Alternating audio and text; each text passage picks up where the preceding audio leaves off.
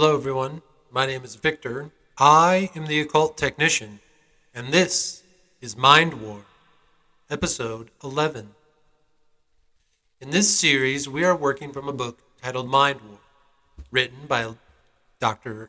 Michael Aguino, also known as Lieutenant Colonel Aguino, a psychological operations officer in the United States Army. Lieutenant Colonel Aguino was tasked with reviewing the psychological operations that were conducted during the Vietnam War and creating a sort of updated manual on what PSYOPs will look like in the future, the current future that we are living. What we're doing with Mind War is we are taking the tactics that were written on a global scale to achieve peace without going to physical war. We are taking those tactics and we are applying them to our personal lives in order to overcome some of the difficulties that we may face. We've addressed all sorts of issues so far in this series, basically talking about what the makeup of Mind War is, and again, addressing some of those tactics. We've moved on to section 3, which is actually conducting a Mind War campaign. We are on phase 2. We're going to pick up on page 194 in the section titled Task Organization and Composition. Phase 2 requires a major reconceptualization of the U.S. Army MISO unit design and functionality. In the old MISO configuration, which was designed by Physical War Battlefield Janitor Support, the only strategic units were 2 active Army MISO groups located at Fort Bragg, North Carolina, under a single MISO command. The USAR units scattered around the United States consisted of tactical elements only, suitable for deployment in support and committed physical war operations. Sounds like the author is saying that PSYOPs and those who conduct them were often thought of as the B team, second class in the actual running of a physical war campaign. Within the MISO operating command, responsibility for strategic MISO research and analysis rested with a cultural intelligence element, which, since it was limited to a few 2-year contracted civilians who are all deployable overseas, could not possibly attract either the extensive experience, all-source information collection, or academic discipline expertise essential to Mind War. Under Mind War configuration, strategic research and analysis responsibility is a USAR function. Strategic Mind War branch groups are assigned general geographic areas of responsibility. To monitor these in times of peace and perform Mind War diagnoses in times of developing conflict. These Mind War branch groups create a varying number of specialized Mind War branch diagnostic teams located near government departments, agencies, universities, and private sector research institutions specializing on the geographic areas in question. These Mind War branch teams are fixed, non-deployable, and are composed of both highly specialized and credentialed USAR soldiers and contract civilians. When a Mind War campaign is formally declared, the Mind War branch group with that geographic focus is responsible for producing its foundation diagnosis and updating it throughout the campaign until victory is declared in Phase 4. And just a reminder, the foundational diagnosis is again the result of the information gathering about the battlefield, about the area where that battle is, that foundational diagnosis can be thought of also almost like a mission statement. Here's what we're up against, here's our goals, and here's what we're going to do. Again, as we take a clear and truthful, honest look at our own lives, we take a look at the situation that we are in, and the foundational diagnosis can speak of the best possible scenario for that given situation. Again, the Aristos, the best possible scenario for our current situation. The Aristos is our goal. We may not be able to change the situation that we're currently in, but we can do our very best to change the scenario. Once improvements begin because of these scenario changes, then our situations may be able to change. This Mind War branch group has tasking authority directly to the Metaforce teams, already in the situation location, requiring them to both provide on-site feedback for the foundational diagnosis and also to identify and secure the participation of key actors within the conflict. In order to do this efficiently, tactical Mind War branch teams, which are the function of the active Army Mind War branch groups, are deployed with the Metaforce teams. Their specific mission is to raise the Mind War diagnosis to its most accurate level and to both guide and facilitate the Metaforce branch teams in their actions enhancing the Mind War campaign. The mission of the Mind War branch and its Mind War branch teams is to establish a mental environment making the success of the Metaforce branch teams inexorable and inevitable. Nothing is left to chance.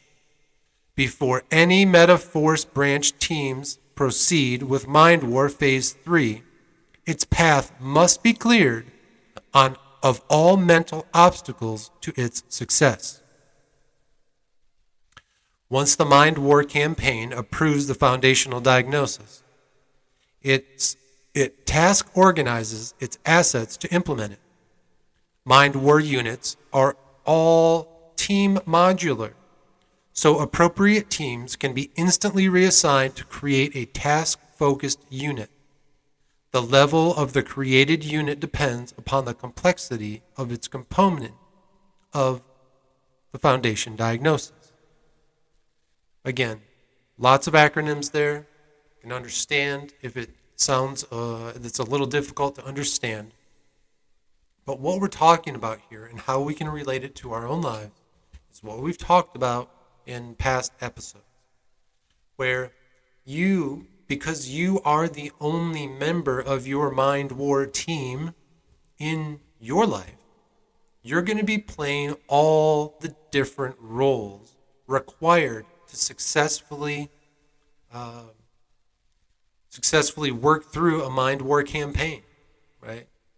You're going to, again, be that intelligence officer who is gathering the information about the world you live in, about the situation that you're in, the people that you live with, the people that you work with, right? And it's not an underhanded thing. We're simply trying to understand better who we're dealing with. How do they react to certain situations? How do they react to receiving information that is outside of their thought frame, right?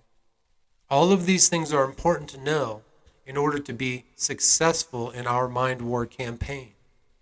Again, the goal of the Mind War campaign is that Aristos, living in the best possible scenario for our current situation. Right? B, time and space parameters. Before the Aristos can be reverse engineered, its implementation must be defined in terms of both time and space. These terms have a substantially different meaning and significance in Mind War than they do in physical war. Again, if you are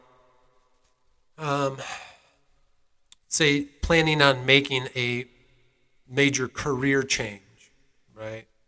And you are looking at the battlefield in front of you, which is all the different obstacles that you're going to have to face in successfully finding a new job, possibly training for that new job while still working for your old job, and, you know, traversing the minefield of talking to your current coworkers once you've made the decision and start to move forward in a way that um, these folks will still be good references for you, right?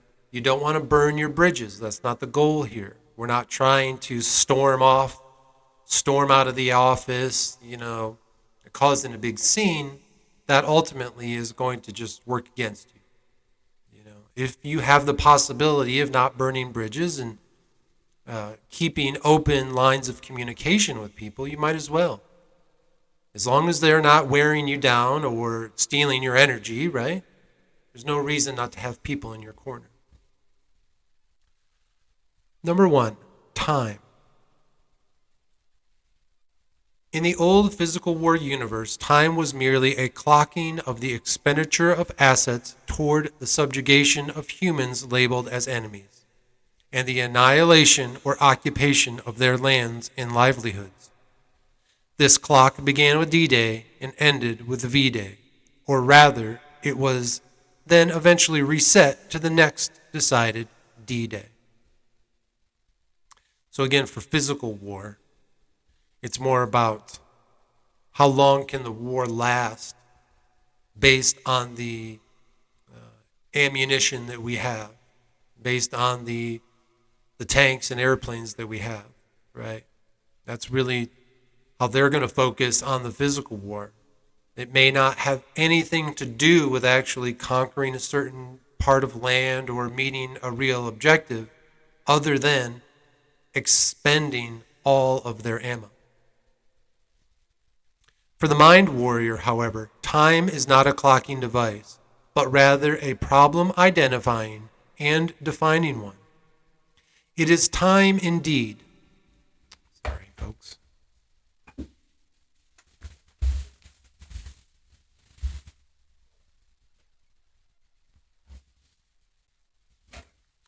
think I got caught again with that echo on. My apologies. The echo makes some of my other videos a little more dramatic, but for this series, we want to keep it as clear as we possibly can.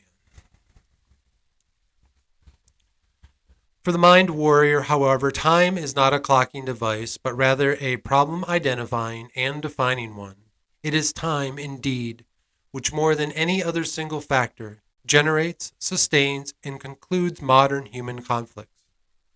The reason for this is that today's human beings are motivated to action not by an endless present, but by their vision, expectation, and promise of the future. This is a relatively recent development. The ancient Egyptians, for instance, sought perfection in stability, harmony, symmetry, geometry, and a cyclical as opposed to a progressive or linear concept of time. A similar interpretation of time characterized the Maya, the Greeks, and China. So what the author is talking about there is in the past, we lived a life that was more based on, let's say, a calendar cycle, right? Going from the spring, summer, fall, and winter.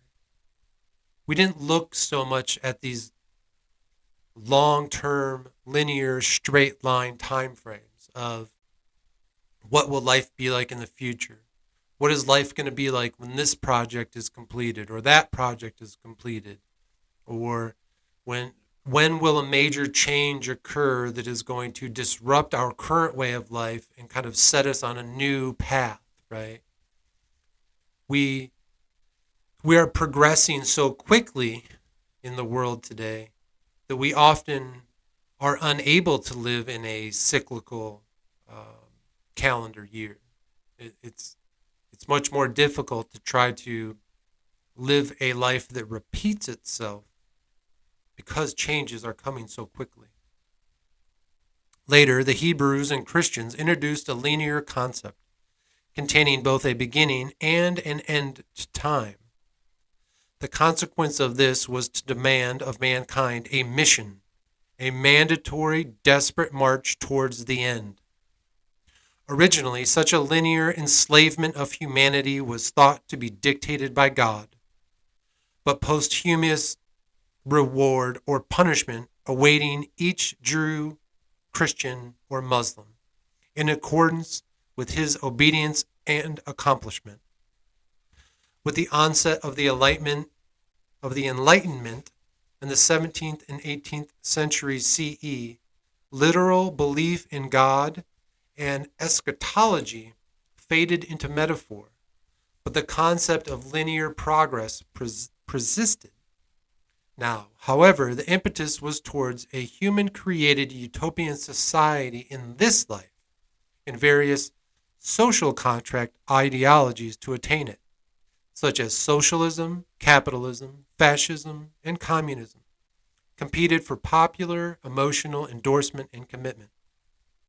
So here the author is talking about that at one time in human history, we focused more through a religious lens once we moved out of thinking about life on a cyclical, in a cyclical manner, and we started to live life on a linear manner. That was brought about because of religion, primarily Judeo-Christian philosophies. Those philosophies tell us that, the world was created on a certain time in just a few days, and that we are all working towards some inevitable end goal, which will be the end of time, the end of life as we know it, and we're all working towards and living our lives based on not our current life, but on some future heavenly reward or punishment. Now, folks, looking at this story through the lens of today's psychological operations, those are classic tactics of mind control, right? Constantly having people live in fear about some future eternal hell. That sounds like mind manipulation to me. Constantly manipulating your thoughts and life and your decisions based on some future eternal damnation. Or if you live perfectly according to all the rules, some eternal reward in heaven.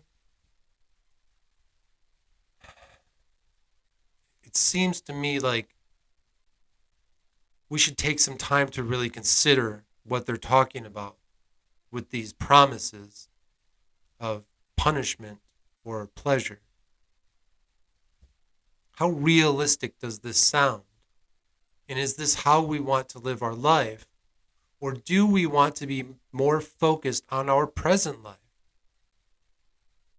It's more important what we're doing today in our life than what will happen in the afterlife. Right? There's no guarantee of what comes next. We like to hope and think and pray that we know what happens next.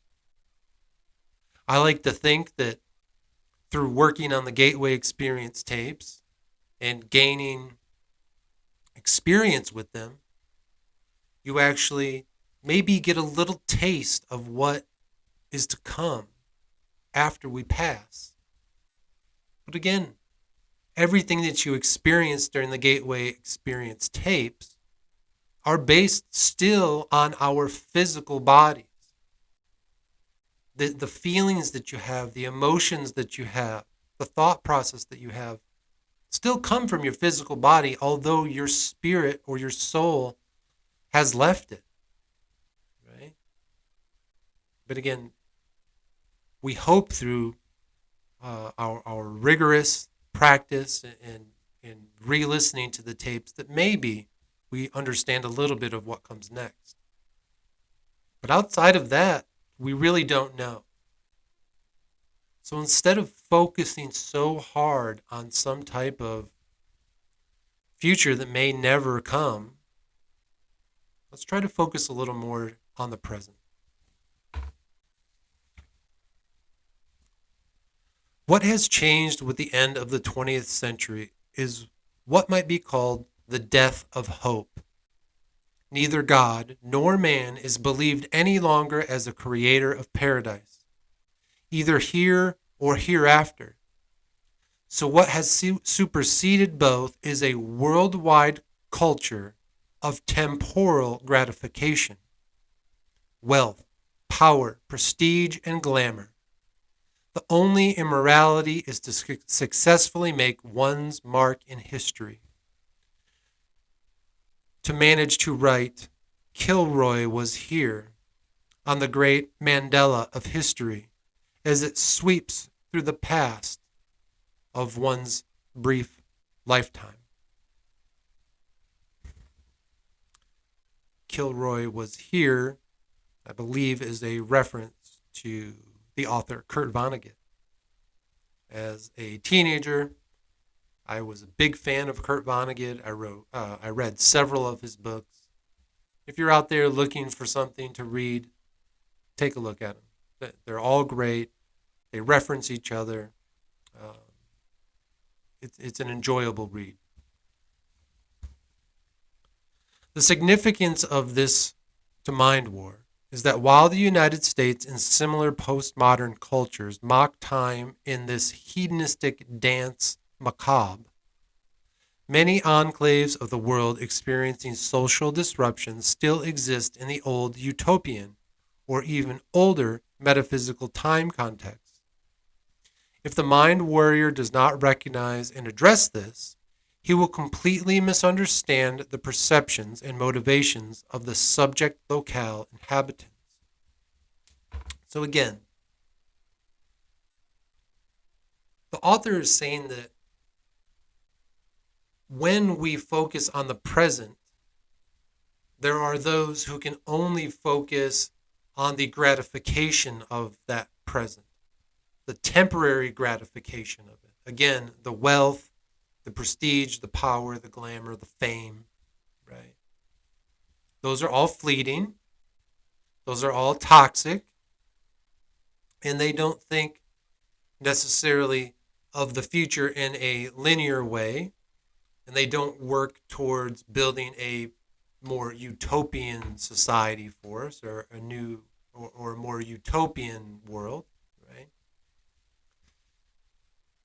That thought process of temporary gratification also doesn't work for a cyclical uh, look or outlook on life because it's not thinking about when it's what we need to do next in order to prepare to keep that cyclical lifestyle going. Again, when we lived our lives on a cyclical calendar, thinking about the spring, summer, winter, or fall and winter, a lot of that was based around planting food, planting our crops, harvesting those crops. When when we were able to travel to different locations, when it was the best time to possibly get pregnant and plan on having children, right? All of these type of things were built into that cyclical lifestyle because you are constantly working towards maintaining, right? Maintaining and progressing, but mostly maintaining this life cyclically around the clock year after year. And again, that temporary, um, the temporary, what was the word I was looking for? That temporary prestige, that temporary gratification of the present also doesn't look at life in a linear, because you're not thinking about what's best for the future. It's more important for you to gain wealth at all costs, even if it means, say, destroying the climate, destroying the ecology, right? Destroying the environment. It doesn't matter to someone who only focuses on the present temporary gratification, because they don't care about a future, right? But our goal here is to find something different, a different way of looking at how we interact with not only the cyclical life that we live year in and year out, but how we also progress into the future with the goal of utopian living, right? Always trying to progress to make life better for the next generation. That's how I was raised, and that's how I hope everyone, although it seems that it's not that way today, I hope that's what we focus on. Living the very best we can today, but also preparing for future generations to live well also. During the Cold War, Western strategists thought to defeat communists with promises of capitalist affluence, failing to understand that Marxism sees such class characteristics and luxuries as merely superficial diversions from a universal utopia. In the 21st century, the same stimulus strategists find themselves mystified by the intensity of Muslim fanaticism, failing once again to understand that this is their sincere vision of the perfect future. Just as modern Israel, no less than its ancient model, sees its political future not as negotiated by men, but as commanded by Yahweh. When visualizing a mind war campaign, therefore, it must be in both the time context and the time expectations of the subject populace and its leadership. This may range from a Western imitative contempt for time to fierce fundamentalist eschatology, a passionate conviction that the end of all is imminent.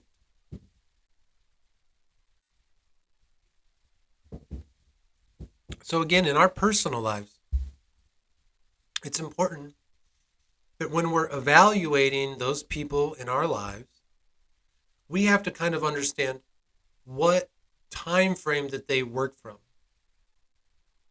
A lot of folks do still live in a cyclical time frame, right? If you have people in your life that are retired and they are enjoying their retirement, they may live more in a cyclical time frame, traveling during the winter to warmer climates, uh, traveling back home during the warmer weather and doing vacations and things like that. Those those folks may not be looking and thinking so much about the progress we need to make for the future. They may more be just enjoying their cyclical time uh, here on Earth, right? There may be younger folks in your life, those professionals that are constantly striving for that temporal gratification, who are always just focused on working harder, getting that promotion, making more money, buying the bigger house, buying the bigger car. Again, their focus is on the temporary. They may think that they're working towards some future goal of being rich and whatever, but ultimately that goal is on that temporary present gratification. So uh, we can see these different time frames in the people that we live with and work with, right? So again, that's another important piece as you're doing your intelligence gathering and preparing your campaign, preparing your strategy for accomplishing the Aristos. best possible scenario for your current situation.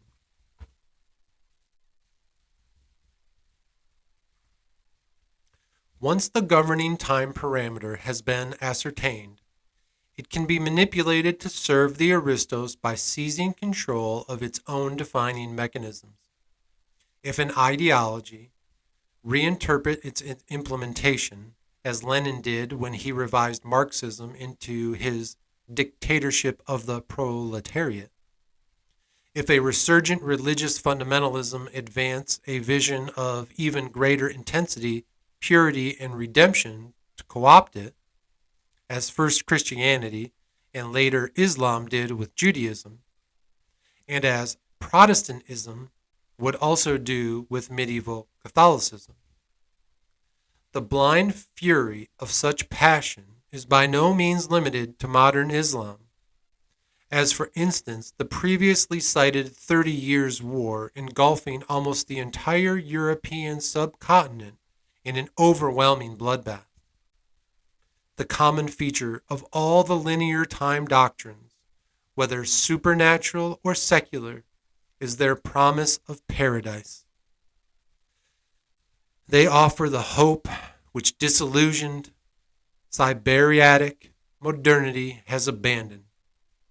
The mind warrior should not, indeed cannot, kill this hope. Quite the contrary. Like Pandora in the ancient Greek legend, he should safeguard and nurture it as one of the strongest of mind war assets. So again, it's very important to meet people on their level, understand them, what guides them, what makes them tick, what motivates them to do what they do. Um, don't ignore it. If you do, it will be your peril. It will be the failure of your mind war battle, your mind war campaign, if you are not truly understanding who it is that you are working with. Number 2, space. What dimensions does the Aristos embrace in terms of national geography, dispersion of ethnic groups, livelihood, and resources? Here a balance must be struck. If the expanses are too large, mind war resources will not be able to support them. If they are too small, attainment of the Aristos will be overwhelmed by uncontrolled exterior influences and forces. What is presently referred to as the nation-state system came into being gradually and incrementally in European history, but is generally assumed to have stabilized into its modern semblance with the Treaty of Westphalia in 1648. While nation identifies an ethnic or cultural group, state identifies a sovereign geographic area. The combined entity has since been assumed to have international legitimacy and recognition as a unit of global humanity. Complicating this, of course, have been many inconvenient historical developments, such as rising ethnic identities across state borders, religious movements, non-state ideologies such as socialism and communism, and most recently, transnational capitalist economic enterprise. While the nation-state system will still clings to many traditions of sovereignty, such as war, taxation, and internal law, it is clearly a concept in inexorable, if not yet terminal, disintegration. Its evolutionary successor will most likely be some form of corporate plutocracy, with the old countries lingering merely as human control mechanisms for internal policing and external war making. I don't know, folks. When we look around at our current situation, it kind of feels that way sometimes. We wonder who has more power, the United States government or United States corporations and organizations and institutions that have built up such a massive amount of wealth and power that they have completely usurped the American people and their desires for the country, right? Politicians don't listen to the people anymore. They listen to the corporations, organizations, and institutions.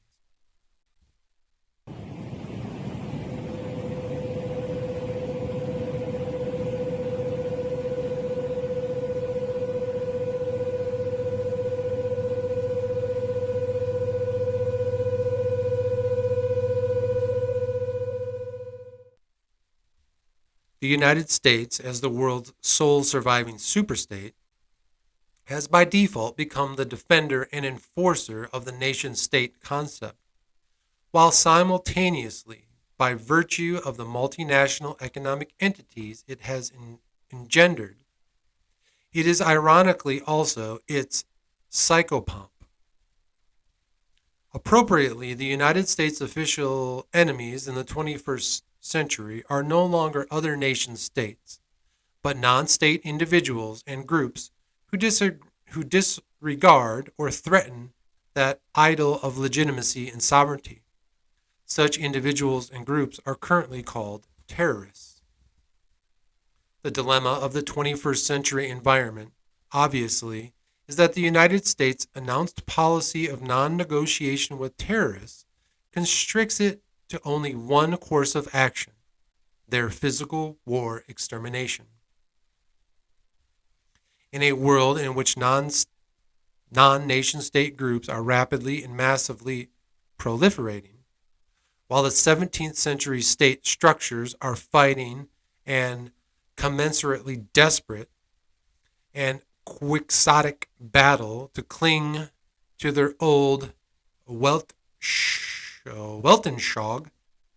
This is a naive and ultimately futile intransigence. All right. So what is he saying here, folks?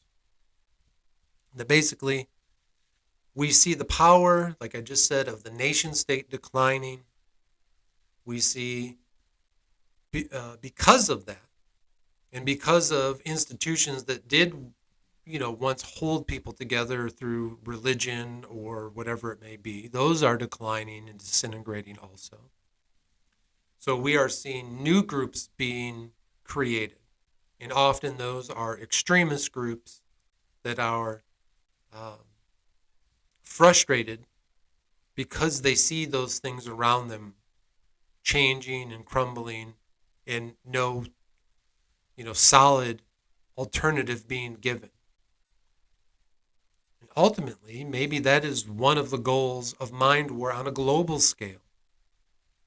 That as the old world order disintegrates and a new world order is created, mind war can be there to help organize the new world. They can help organize the new world order into groups that are peaceful and have purpose.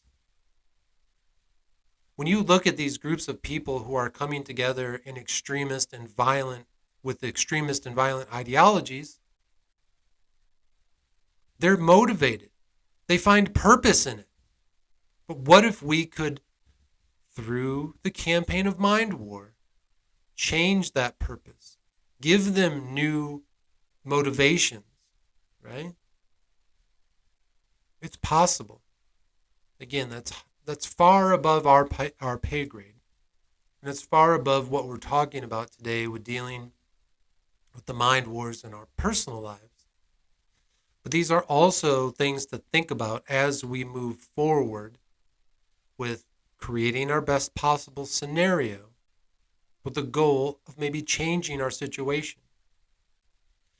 You don't want to work so hard at getting out of your current situation that you find yourself just in another bad situation.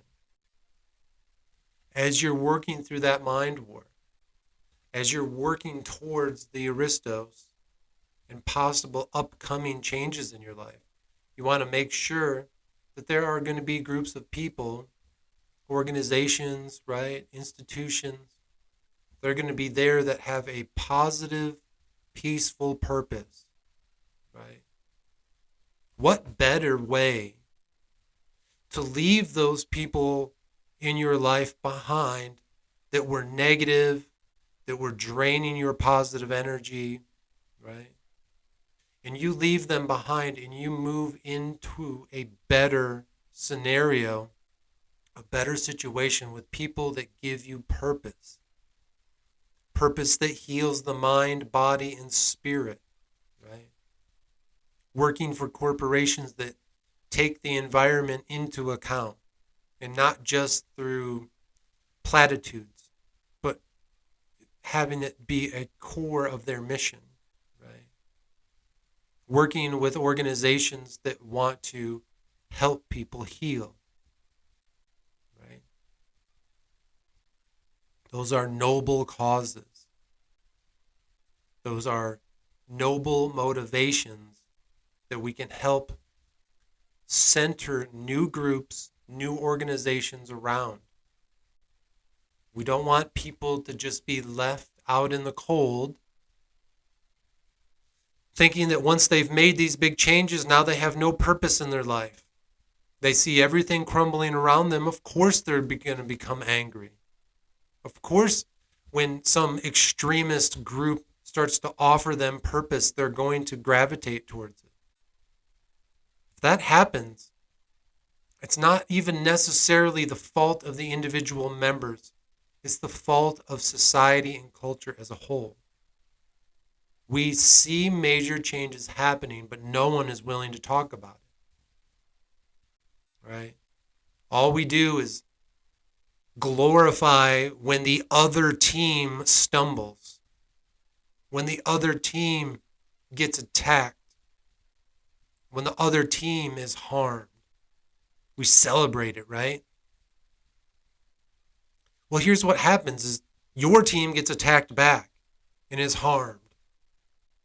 And what is happening is through this tit for tat, through this back and forth, the institutions, the organizations, and the corporations around us are crumbling. And ultimately, it's going to leave us all in the dark. We have to, as individuals, work through our own mind wars, clear out our own battlefields, and then together we will start to link up with new, positive, peaceful purpose. The mind warrior must not only be willing to negotiate with anyone, he must actively initiate and facilitate such dialogue. As the entities and positions of those with whom he interacts may not, and probably won't, be nation-state credentialed, the operative concept of the physical entity at issue will change as well to accurately encompass the problem. It is this problem which the Mind War branch and the Metaphors branch must re-identify as a common enemy to be conquered by all human participants.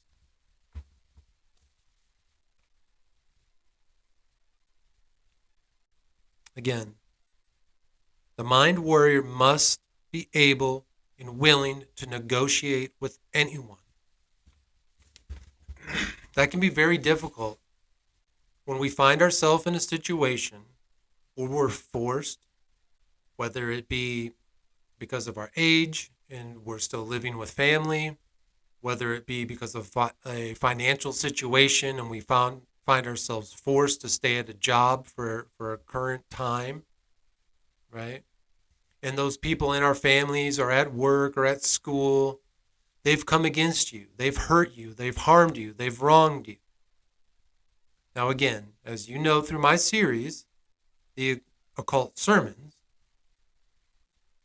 I preach to never forget and never forgive. I still hold that true. I still believe that that's what should happen. But we must be willing to negotiate with these people. Because again, our current situation may give us no other option. Right? C. Reverse engineering the Aristos.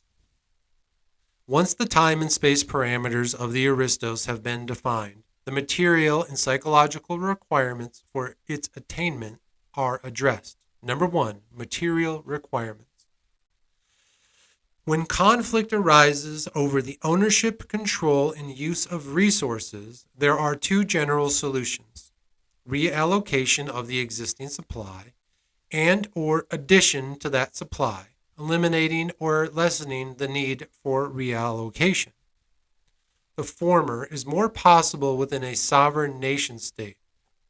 The primary problem is the willingness of owning controlling interests to reduce their share and the amount of such reduction necessary to satisfy the demands of the populace. Complicating this question is the modern fluidity of both variables. Both resources and people are constantly moving in and out of the situation environment. What is needed, therefore, is not an arrangement of fixed quantities, but rather a formula which will move along with both variables. Such formulas, since the Enlightenment, have generally aligned into the ideologies of capitalism, private ownership, and socialism, government ownership, with communism, collective ownership, and anarchism, no ownership, being extreme if unsustainable alternatives. Capitalism's attraction is that it stimulates efficiency through competition and opportunism. Socialism removes the motive for personal greed and gratification, replacing it with overall common security. Human beings nevertheless continue to desire and seek advantage over one another. And in socialistic systems, this takes the form of bureaucratic competition and aggrandizement. Capitalism is the exploitation of man by man, it is said, while socialism is the reverse. Social contract ideology, accordingly, is not an answer to resources tension. What is needed is an atmosphere of altruism within whatever the ideological framework happens to be. This is not an economic or a resource commitment, but an emotional one. The Kalogathia of the morally based polis. It is the task of Mind War Branch to incline the mental dispositions of all participants towards this emotion through the appropriate combinations of the psychological conditions detailed in Chapter 3. The concurrent task of the Metaphors Branch to encourage all involved individuals and groups to manifest this good will, in concrete, constructive expression of the Aristos, and the task of the Parapolitics Branch to develop and communicate a vision of community perfection beyond the immediate Aristos, which will enthuse, energize, and sustain the new moral polis. So again, we are taking a look at where the stress points are in our life.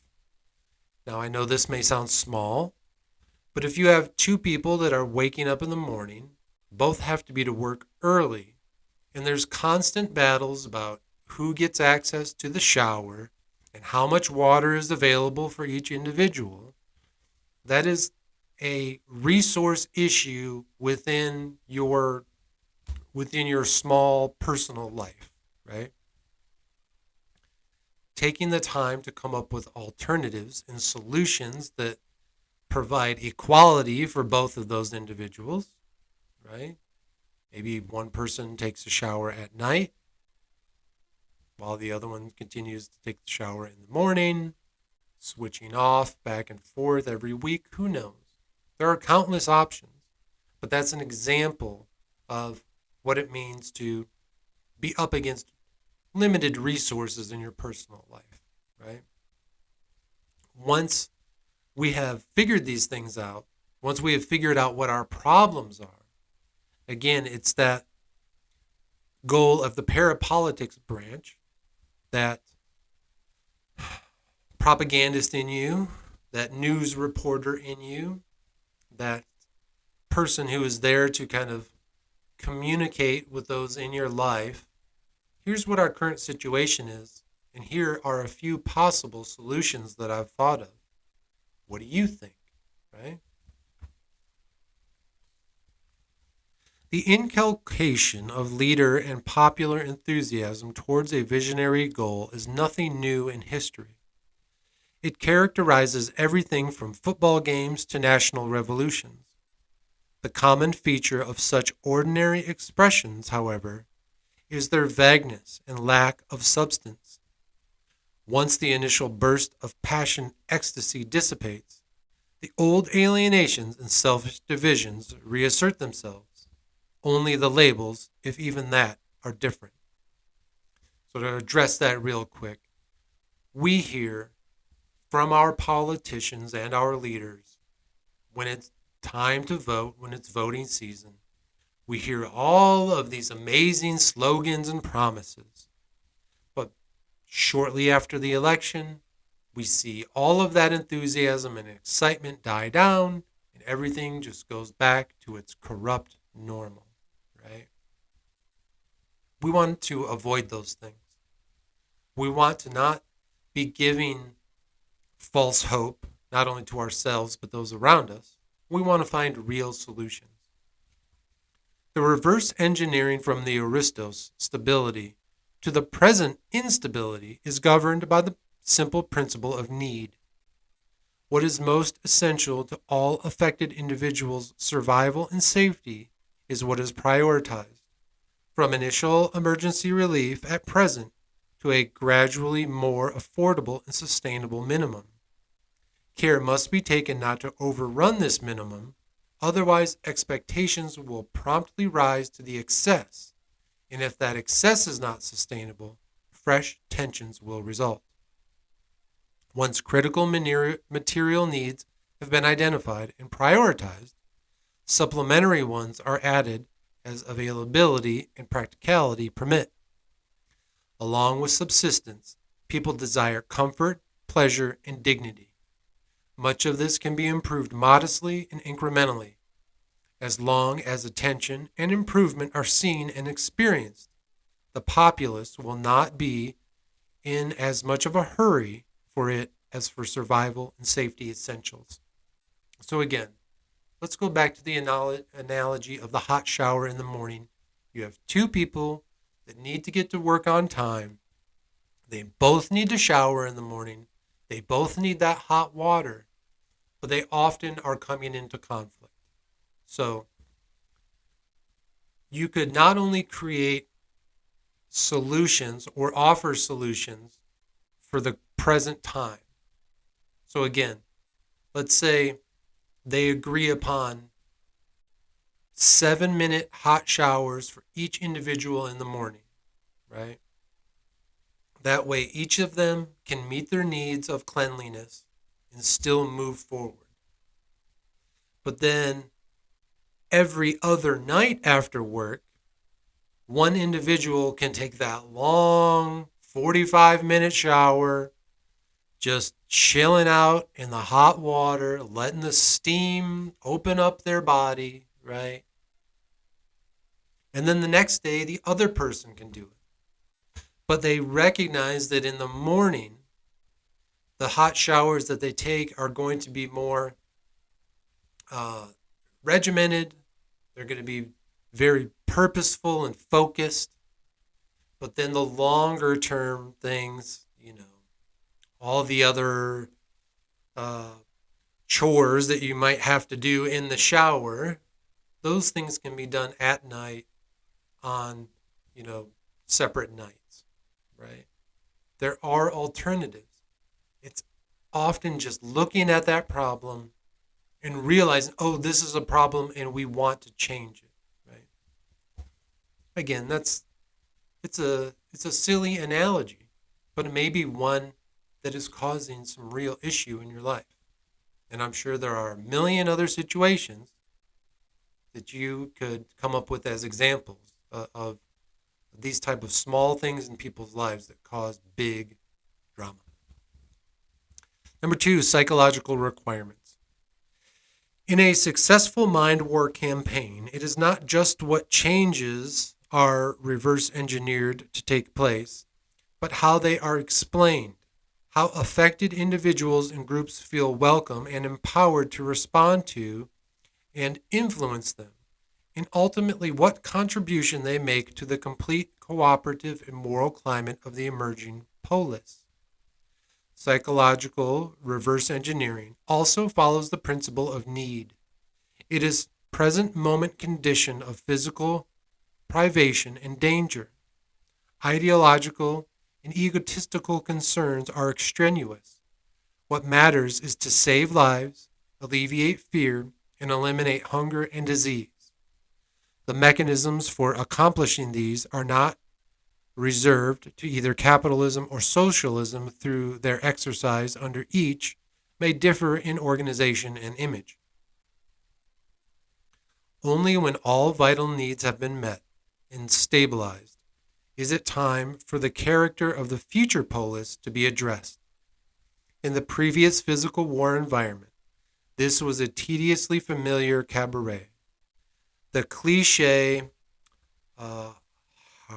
harangues of capitalist and socialist platitudes. In mind war, it is irrelevant which model nominally triumphs. The essential determinant is which one best facilitates the development of the polis. As one experienced adjuster of international tensions observed, of course patriotism comes along and makes it seem fairly all right. But this my country right or wrong business is getting a little out of date. Today we are fighting communism. Okay, if I had been alive 50 years ago, the brand of conservatism we have today would have been damn near called communism. And we should have been told to go and fight that. History is moving pretty quickly these days, and heroes and villains keep changing parts. Boy, is that true. In my short lifetime, I have seen those who I once thought were my heroes turn into villains, and in some ways, vice versa. Sometimes we look at those who we thought of as our enemies and realizing they were simply fighting for the few resources and things that they had in their life, fighting to protect their families and their friends, trying to establish peace in where they where they were living. It's very difficult to deal with those changes as they occur. We often get wrapped up in whatever the slogans of the current physical war campaign might be, or whatever the current crisis is. So that's one of the things that we do with Mind War. That's one of the things that we do with regards to all the work that we're doing here through our art, right?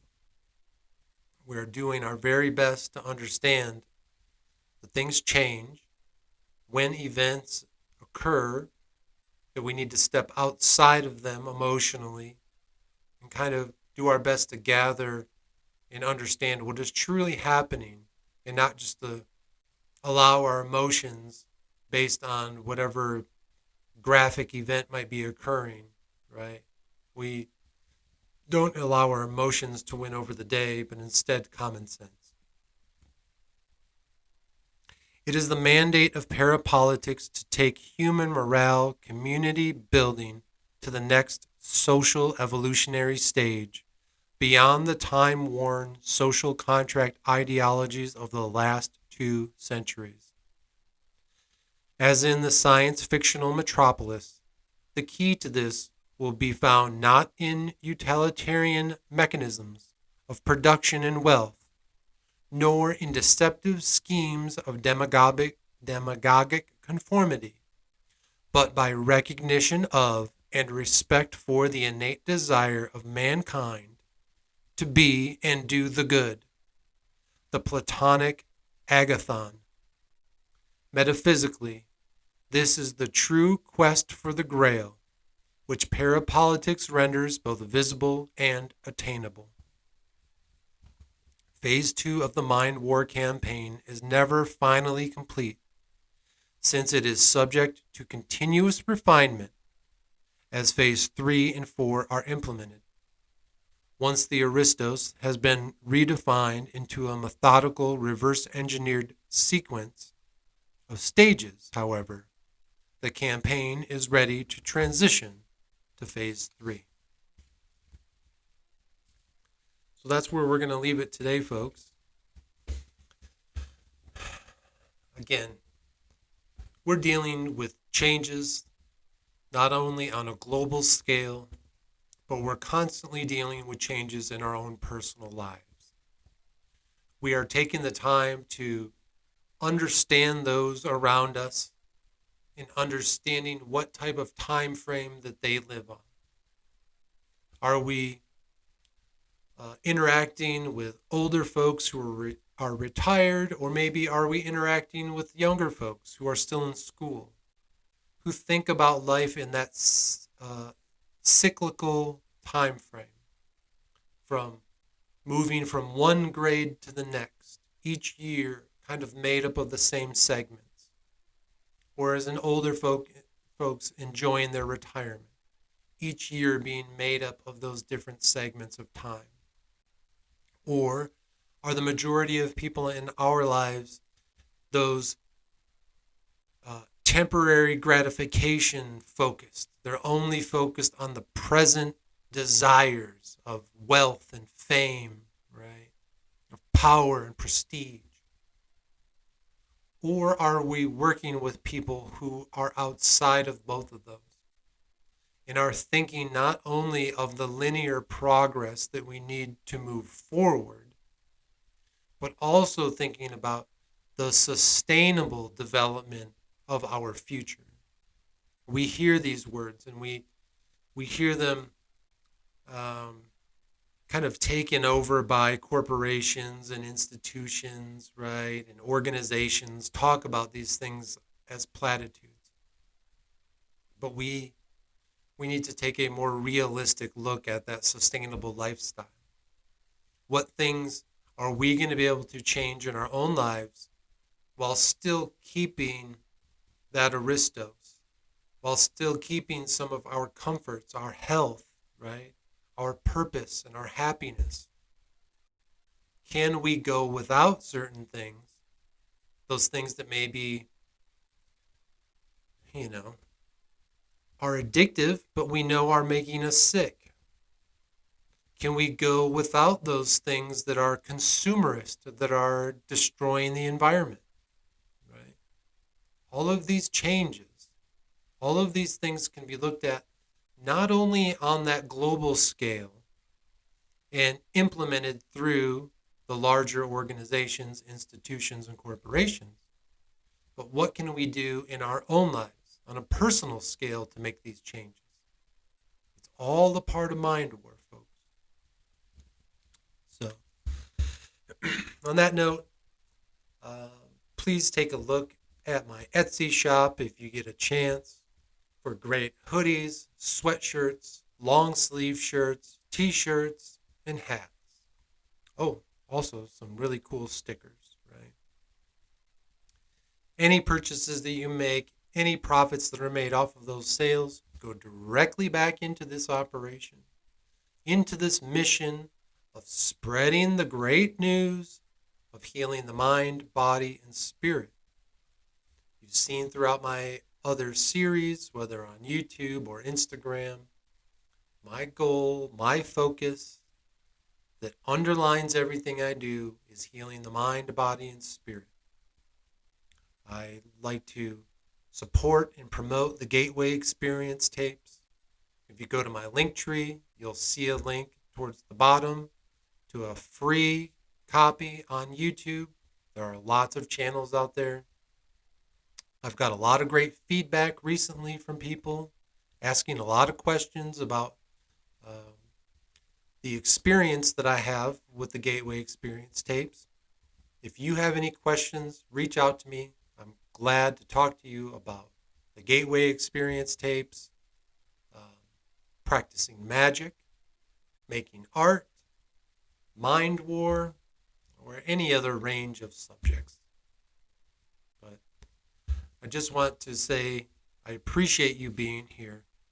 And as always, remember, folks, harden your hearts and open your minds, because this is Mind War. Thank you for being here. Your friend Victor, the occult technician.